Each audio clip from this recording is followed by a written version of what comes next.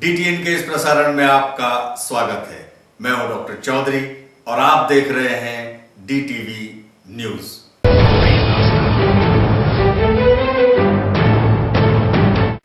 समाचारों के इस प्रवाह में आगे बढ़ने से पहले देखते हैं खबरें फटाफट, यानी कि शॉर्टकट। मेरा नगर मेरी मिट्टी, दाहोद बनेगा स्मार्ट सिटी, जिसके तहत हुई परामर्श कार्यशाला में लोगों ने दिए अपने सुझाव।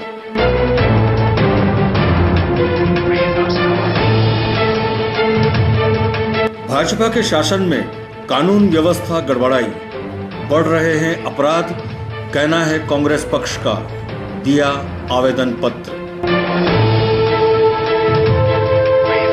4 अक्टूबर से 10 अक्टूबर तक दाहोद में हुआ श्रीमद् भागवत कथा का आयोजन।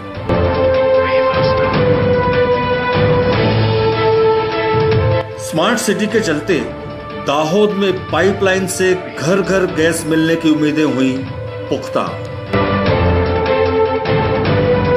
और हुसैनी मस्जिद के पास से क्रूजर जीप के 2 टायर सहित अन्य सामान की हुई चोरी।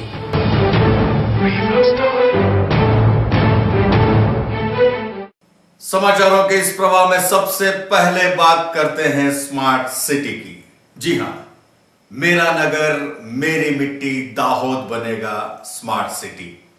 स्मार्ट सिटी को लेकर लोगों के दिमाग में कई असमंजस हैं, इसलिए लोगों से परामर्श करने के लिए नगर पालिका द्वारा अभी हाल ही में एक कार्यशाला का हुआ आयोजन। दाहोद बनने जा रहा है स्मार्ट सिटी, इस बात को लेकर दाहोदवासी बेहद खुश हैं, लेकिन हर कोई स्मार्ट सिटी को लेकर असमंजस की स्थिति में भी है।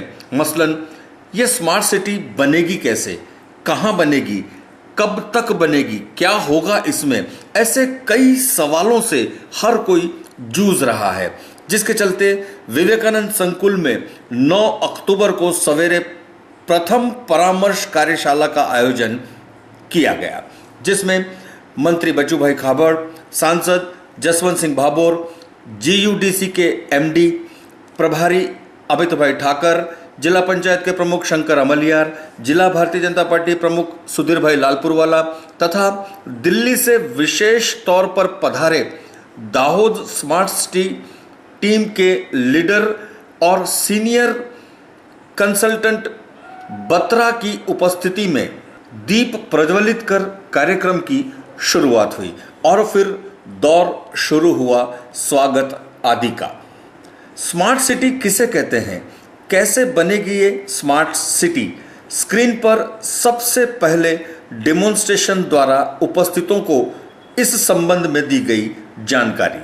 साथ ही लोगों ने भी स्मार्ट सिटी संबंधी अपने अपने दिए मंतव्य। हमारे एक જ સપનું છે કે દાહોદ શહેર ડિસેમ્બરો માટે ફ્રેન્ડલી એન્વાયરમેન્ટ બને અને એના માટે વોકિંગ એરિયા, સ્પેસ અને જે એક્સેસિબિલિટી ડિસેબલો માટે જરૂરી નથી, એ વૃદ્ધો માટે, બાળકો માટે વગેરે માટે પણ એક્સેસિબિલિટીની જરૂર છે।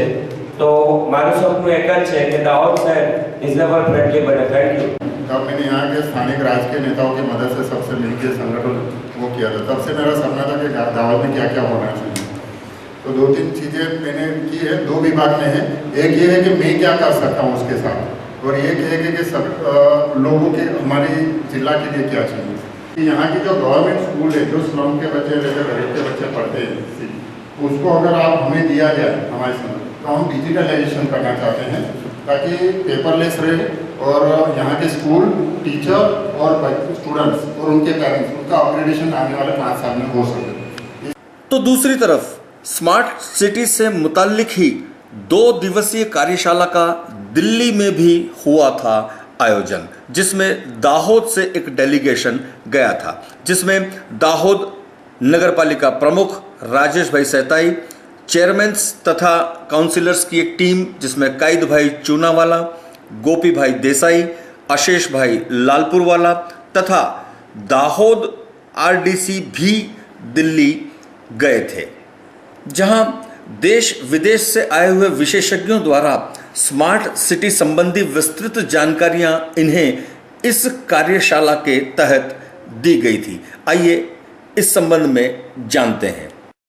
નગરજનોના જુદા જુદા અભિપ્રાય સ્માર્ટ સિટી માટેના જુદા જુદા રજૂ કરવામાં આવ્યા અને એના જ 3 દિવસ પહેલાં જે 2 દિવસની દિલ્હીની કાર્યશાળા હતી એમાં કયા મંતવ્યો જુદા જુદા મેયરોના જુદા જુદા જે કલેક્ટરશ્રી આવ્યા હતા કે જુદી જુદી જગ્યાથી મ્યુનિસિપલ કમિશનર આવ્યા હતા એમના લેવામાં આવ્યા હતા અને એ જગ્યાએ સ્માર્ટ સિટીને લગતા જે સ્પેશિયલ જેમને એમના કોર્સ કરેલા છે અને જેને અનુભવ કરેલો છે એવા વોશિંગ્ટનના પૂર્વ મેયર એ પણ આવેલા હતા.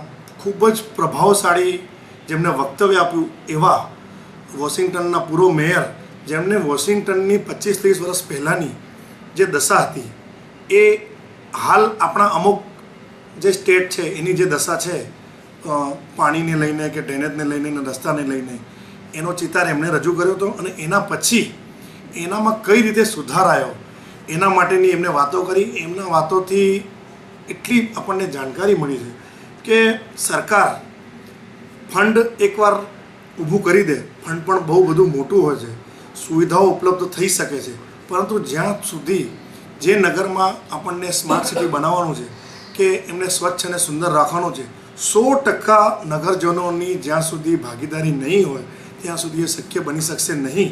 કારણ કે આપણે જ્યારે સુવિધાઓ ઊભી કરીએ છીએ પણ એને મેન્ટેન કરવાનું, એને જાળવવાનું અને સાચવવાનું કામ નગરજનોનું જ છે. સ્માર્ટ સિટી એટલે ઘણીવાર લોકોના મનમાં હોય છે કે સ્માર્ટ સિટી આવવાથી હાઈરાઇઝ બિલ્ડિંગો બનશે, મોલ્સ બનશે, ફ્લાયઓવર બ્રિજ બનશે કે રિવરફ્રન્ટ ને બધા. ચોક્કસ એમાંના કંઈક અંશ એમાં જોવા મળશે, પરંતુ મુખ્ય એનો આધાર છે જે પ્રાથમિક મૂળભૂત સુવિધાઓ સારી રીતે લોકોને ઉપલબ્ધ થઈ શકે.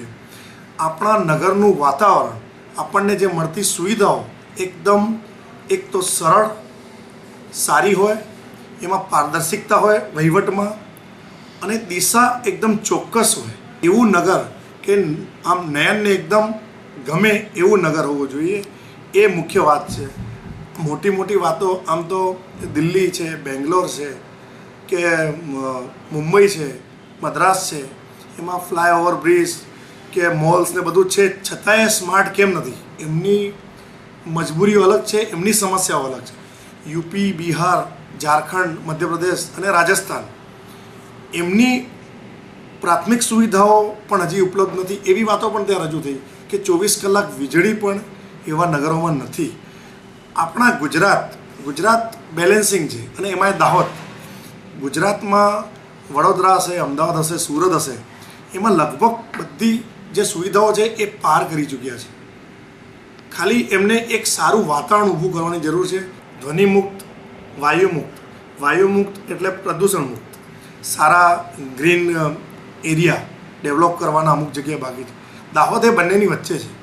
દાહોદમાં પ્રાથમિક સુવિધાઓ પૂર્ણતાના આરે છે. ડ્રેનેજને લઈએ, પાણીને લઈએ, રોડને લઈએ, 0 લેવલના રોડ લગભગ બધા કમ્પ્લીટ થઈ ગયા છે. આપણે ત્યાં સિટીઓની જેમ ફ્લાયઓવર કે એવું બધું નથી, તો એમાંનું કંઈક અંશ આવે. એટલે આપણે બંનેની વચ્ચે બેલેન્સમાં રાખી ને નગરજનોને ખાસ વિનંતી કે પોતાના મંતવ્યો દાહોદની ભૌગોલિક પરિસ્થિતિને ધ્યાનમાં રાખીને આપણને જે સરળ પડે, સારું હોય ને આપણા માટે એકદમ જે ઇઝી વેમાં આપણે આપણું જીવન નિર્વાહ કરી શકીએ એ રીતના સારા સજેશન આપણી સાઇટ પર આપે, અથવા તો જે આપણે બોક્સ મૂકવાના છે નગરપાલિકામાં અને હમણાં જે નવરાત્રિના તહેવારો દરમિયાન આપણે સજેશન બોક્સ મૂકવાના છે, એમાં પોતાના મંતવ્યો સારી રીતે રજૂ કરે એવી આશા રાખું છું. અને નગરજનોને ખાસ વિનંતી કે 100% પાર્ટિસિપેન્ટ આમાં આપણું પોતાનું હશે તો જ નગર સ્માર્ટ બની શકશે. પહેલાં આપણે સ્માર્ટ બનીએ, પછી આગળ નગરને સ્માર્ટ બનાવીએ એવી હું આશા રાખું છું. દિલ્હી કાર્યશાળામાં આપણા દાહોદ જિલ્લાના આરએસી સાહેબ, બોર્ડર સાહેબ, નગરપાલિકા તરફથી હું પોતે અને અમારા 3 પૂર્વ ચેરમેન જેમને અનુભવ હતો, એક આરોગ્ય વિભાગના ગોપીભાઈ હતા અને એક ટાઉન પ્લાનિંગ ચેરમેન અમારા કાઈકભાઈ ચુનાવાલા હતા અને બાંધકામ સમિતિના ચેરમેન અશેષભાઈ હતા. સાથે મળીને ગયા એટલે શું છે કે એમના અનુભવો પણ ત્યાં શેર થાય. ઘણી વાત કદાચ અમારે પણ ધ્યાનમાં ના આવે તો એ ચેરમેન પોતાની વાત મૂકી શકે, એટલે અમે ચેરમેનની ટીમની સાથે ગયા. जहां दाहोद स्मार्ट सिटी की तरफ अग्रसर है तो रेलवे जो दाहोद का अभिन्न हिस्सा है वो क्यों पीछे रह जाए। जी हां, दाहोद के सांसद जसवंत भाई भाभोर ने रेलवे के लिए क्या क्या कुछ नया किया है, इस संबंध में एक पत्रकार परिषद में दी जानकारी। दाहोद का रेलवे वर्कशॉप व कॉलोनी अंग्रेजों के द्वारा बनाई गई थी। आज भी हजारों लोग अपने परिवारों सहित कॉलोनी में रह रहे हैं। क्योंकि दाहोद स्मार्ट सिटी की तरफ अग्रसर हो रहा है तो रेलवे कॉलोनी के लोगों को भी उसका लाभ हो, उसका एहसास हो कि वो भी स्मार्ट सिटी से अलग नहीं है। इन्हीं सब बातों को ध्यान में रखते हुए दाहोद के सांसद जसवंत सिंह भाभोर ने स्वयं अपना इंटरेस्ट दिखाते हुए कॉलोनी संबंधी जानकारियां हासिल की और जाना कि कॉलोनी में अधिकतर विस्तार में जंगली वनस्पतियां फैली हुई हैं, जिससे जंगली जीव जंतु का हमेशा भय बना रहता है। कई विस्तारों में गंदगी भी बहुत ज़्यादा है, स्वच्छता व साफ सफाई की कमी है। तो कुछ विस्तार में टाइप 1 क्वार्टर्स में अब तक भी स्वतंत्र शौचालय नहीं है। रास्तों की भी हालत खस्ता है। साथ ही मॉर्निंग इवनिंग वॉक करने वालों को भी कई तकलीफ़ों का सामना करना पड़ता है। सो उनके लिए मुख्य मार्ग के दोनों तरफ फुटपाथ आदि की व्यवस्था हो। रेलवे स्टेशन पर पार्किंग, गोदी रोड की तरफ टिकट बारी हो। ऐसी कई बातों को स्वयं सांसद ने जाना, समझा व उनका निराकरण शीघ्र अतिशीघ्र हो, ऐसी रेलवे के विविध संबंधित विभागों को सूचना भी सांसद द्वारा दी गई। सो उम्मीद की जा सकती है कि आने वाले दिनों में स्मार्ट सिटी के साथ साथ रेलवे कॉलोनी की भी काया पलट हो सकती है। સ્માર્ટ સિટી જ્યારે બનવા જઈશું ત્યારે પરેડ પણ નવીન હોવાના કારણે ત્યાંના રસ્તા હોય, સસ્તાની વાત હોય, તેની હોસ્પિટલની વાત હોય, એ તમામનો પણ સ્માર્ટ સિટીની સાથે વિકાસ એના માટે રજૂઆત થઈ છે। स्मार्ट शाला की कार्यशाला के बाद हुई पत्रकार परिषद में दाहोद के सांसद ने ही दाहोद वासियों को, विशेष करके महिलाओं तथा गृहिणियों को दी है एक सौगात।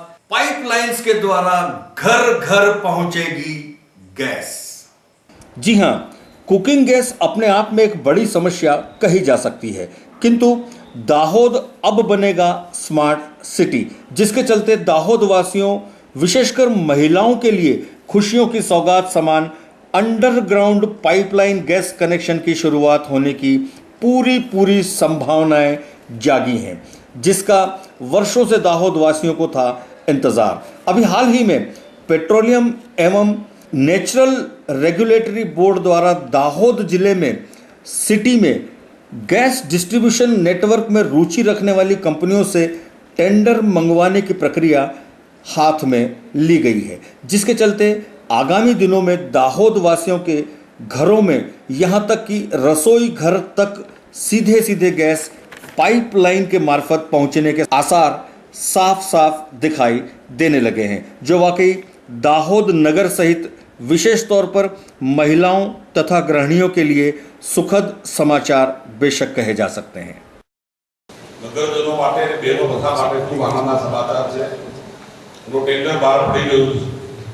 ટેન્ડર બહાર પડી ગયા પછી આગળની કાર્યવાહી કરીને પાઇપલાઇન મારફતે દાહોદને ગેસ મળે એના માટે આપણે આગેકૂચ કરી રહ્યા છે। 4 अक्टूबर से 10 अक्टूबर तक दाहोद के विवेकानंद संकुल में श्रीमद् भागवत कथा का हुआ आयोजन।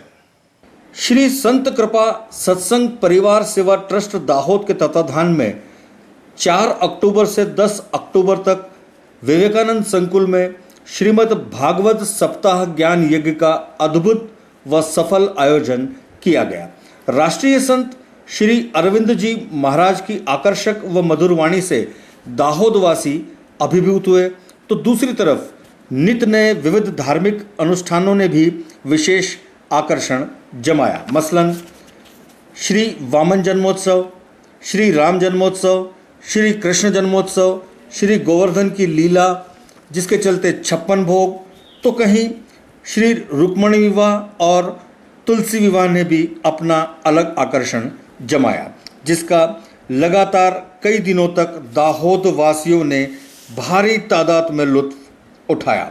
साथ ही निकाली गई श्रीमद् भागवत शोभा यात्रा, जिसमें भी श्री संत कृपा सत्संग परिवार ट्रस्ट सहित भारी तादाद में भक्तजनों ने ली शिरकत व उठाया उसका लाभ। भाजपा के शासन में कानून व्यवस्था लड़खड़ाई, अपराध लगातार बढ़ रहे हैं, कहना है कांग्रेस पक्ष का। और इसी संदर्भ में दिया कांग्रेस पक्ष ने एक आवेदन पत्र। कांग्रेस पक्ष के मतानुसार केंद्र तथा राज्य में एक चक्री शासन कर रही भाजपा सरकार लगातार असफल होती दिखाई पड़ रही है। राज्य में लगातार चोरी, लूट, अपहरण, हत्या, बलात्कार जैसे गंभीर गुनाहों में उत्तरोत्तर बढ़ोतरी होती जा रही है। कानून व्यवस्था लगातार बदतर होती जा रही है, लड़खड़ाती दिखलाई पड़ रही है, जिस पर नियंत्रण करने में सरकार निष्फल साबित हो रही है। इतना ही नहीं, तालुका पंचायत तथा जिला पंचायत के चुनावों को या यूं कहिए कि उनकी तारीख और आगे ले जाकर प्रजाद्रोह किया है भाजपा सरकार ने, ऐसा भी कांग्रेस पक्ष का मानना है, जिसके चलते भाजपा सरकार को तत्काल ही इस्तीफा दे देना चाहिए। ऐसी मांगों को लेकर दाहोद जिला कांग्रेस समिति द्वारा अपना रोष, आक्रोश व विरोध व्यक्त करते हुए एक आवेदन दाहोद जिला कलेक्टर श्री को दिया गया, जिसे राज्यपाल को प्रेषित करने की भी अपील कांग्रेस पक्ष द्वारा की गई। इस मौके पर दाहोद जिला कांग्रेस प्रमुख सहित कांग्रेस के अग्रणी नेता व कार्यकर्ताओं ने उत्साह व जोशपूर्वक इस कार्यक्रम में ली शिरकत। રાજ્યમાં કાયદો અને વ્યવસ્થાની કથળી ગયેલી પરિસ્થિતિને સ્વીકાર કરી ગુજરાતની ભારતીય જનતા પાર્ટીની સરકારે તાલુકા જિલ્લા પંચાયત ચૂંટણીઓ 3 મહિના માટે મોકૂફ રાખી છે। આજે અમે કોંગ્રેસ દ્વારા મોટી સંખ્યામાં રેલી કાઢી અને કલેક્ટરશ્રીને રાજ્યપાલ નામથી સંબોધી અને આવેદનપત્ર આપેલ છે। हुसैनी मस्जिद के पास छोटे सरकार बाग के ठीक सामने खड़ी एक जीप में से टायर तथा सामान की हुई चोरी। दाहोद हुसैनी मस्जिद के पास तथा छोटे सरकार बाग के सामने अक्सर वाहन खड़े दिखलाई पड़ते हैं और ये रास्ता दिन हो या रात हमेशा व्यस्त ही रहता है। ऐसे में कुछ बद इरादा रखने वाले लोगों ने इसी विस्तार में खड़ी एक क्रूजर जीप को बनाया निशाना।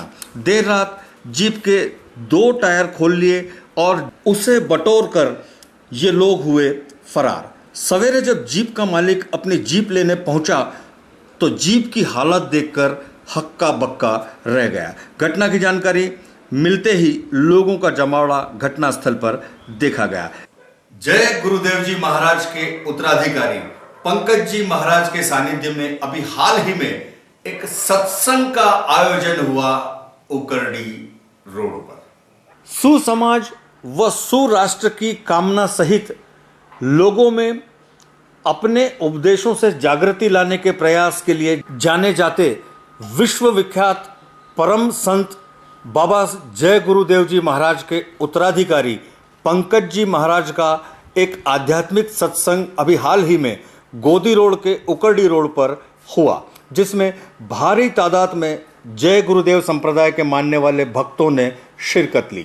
इस मौके पर पंकज जी महाराज ने सत्संग के चलते जीवन शैली को बदलने की आवश्यकता पर जोर देते हुए व्यसन मुक्त, नशा मुक्त व शाकाहारी बनने के लिए भक्तों को आह्वान किया। साथ ही ईमानदारी, वफादारी तथा मेहनतकश बनने की भी लोगों को सीख दी थी, जिसका लाभ यहां पर हजारों की तादाद में उपस्थित लोगों ने उठाया। दाहोद में कॉलेज की लड़कियों को छेड़ते हुए रोमियो को पकड़ा पुलिस ने। अभी हाल ही में दाहोद पुलिस द्वारा एक रोमियो ड्राइव दाहोद कॉलेज में की गई थी, जिसके चलते कई लड़के या रोमियो लड़कियों को छेड़ते हुए भी पाए गए थे, जिन्हें पुलिस द्वारा पकड़ा गया था।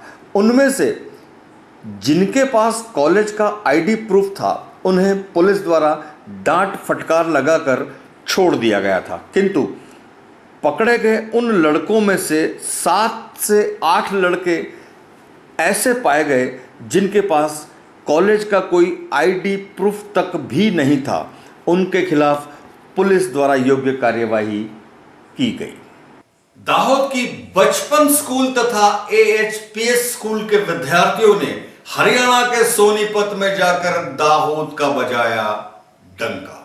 दाहोद की बचपन स्कूल तथा AHPS स्कूल के 41 विद्यार्थी तथा 5 शिक्षक हरियाणा के सोनीपत में आयोजित इंटर AHPS मेगा कंपटीशन का हिस्सा बनने हरियाणा गए थे।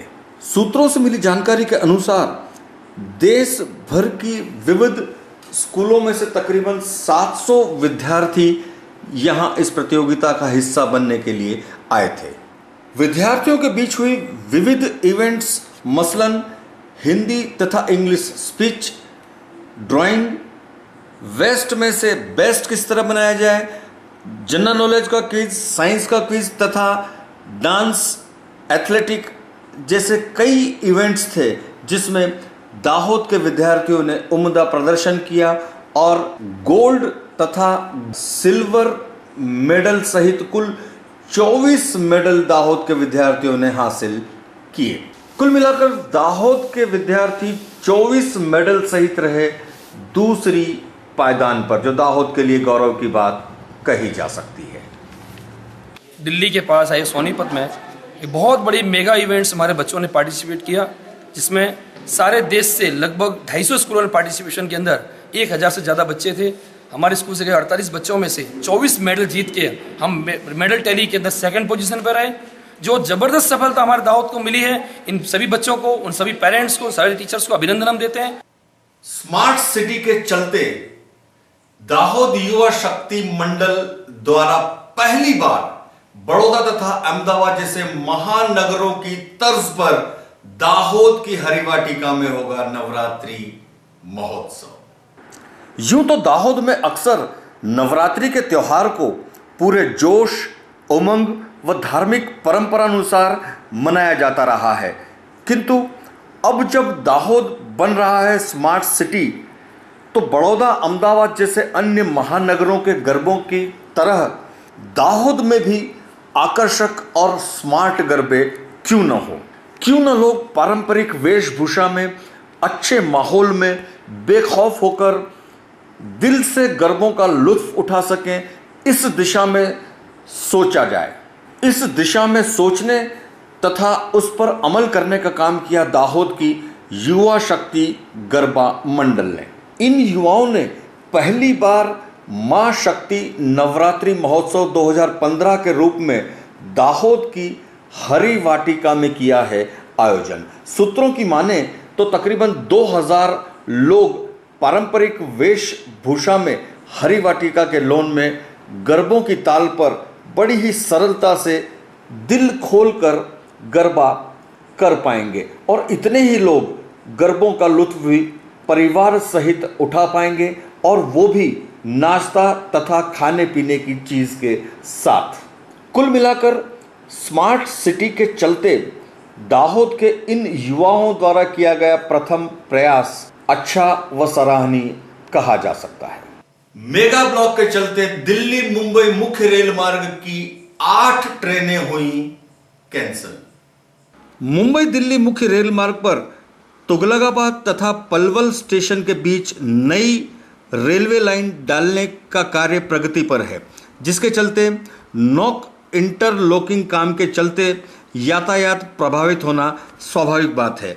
इसी वजह से दिल्ली मुंबई के बीच चलने वाली कई ट्रेनें भी प्रभावित हुई हैं। मसलन देहरादून एक्सप्रेस, जनता एक्सप्रेस, गरीब रथ, संपर्क क्रांति आदि 8 जितनी ट्रेनें 5 अक्टूबर से 12 अक्टूबर तक के लिए कैंसल की गई हैं। सो यात्रा करने से पहले जांच पड़ताल अवश्य कर लें।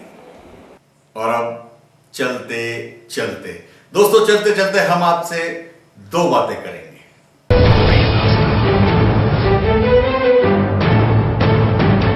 एक, दोस्तों, स्मार्ट सिटी से मुतालिक लोग अधिकाधिक जानकारियां प्राप्त कर सकें, लोग अधिक से अधिक स्मार्ट सिटी के बारे में जान सकें, स्मार्ट सिटी क्या होगी, कैसी होगी, इन सब बातों को लोग ज्यादा से ज्यादा जान सकें, ज्यादा से ज्यादा स्मार्ट सिटी के बारे में प्रचार और प्रसार हो, इस बात को ध्यान में रखते हुए 18 तारीख रविवार को एक निबंध प्रतियोगिता का आयोजन सिटी ग्राउंड पर आप लोगों के लिए किया गया है।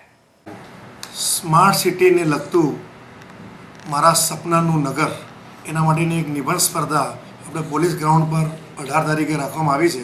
એમાં દરેક નગરજનો એમાં ભાગ લઈ શકશે અને 1000 શબ્દોમાં પોતાનો નિબંધ ત્યાં રજૂ કરી શકશે અને જેમને નિબંધ સારી રીતે લખ્યો છે એમાં પહેલું ઇનામ 25,000, બીજું ઇનામ 15,000 અને ત્રીજું ઇનામ 10,000 રૂપિયા રાખવામાં આવ્યો છે। તો હું નગરજનોને વિનંતી કરું છું કે પોતાના વિચારો નિબંધ દ્વારા રજૂ કરી અને સરસ એક મારા સપનાનું નગર એ નિબંધ પર પોતાના વિચારો વ્યક્ત કરે એવી હું આશા રાખું છું। दोस्तों, नवरात्रे आने को है। 9 दिनों तक दाहोद में रहेगी गरबों की धूम, दिल खोलकर पूरे जोश, उमंग और उत्साह के साथ, लेकिन शांतिपूर्वक वातावरण में हमेशा की तरह नवरात्रि के इस पर्व को मनाइए। हमारा डीटीएन का कैमरा आपके हर विस्तार में होने वाले गरबों को अपने लेंस के द्वारा कैमरे में करेगा कैद, और फिर हम एक विशेष कार्यक्रम के तहत आपको दिखाएंगे दाहोद की नवरात्रि। तो आज के लिए इतना ही। अगले प्रसारण पर नई नई जानकारियों के साथ दोबारा आपसे मुलाकात होगी। तब तक के लिए डॉक्टर चौधरी को दीजिए इजाजत। नमस्कार।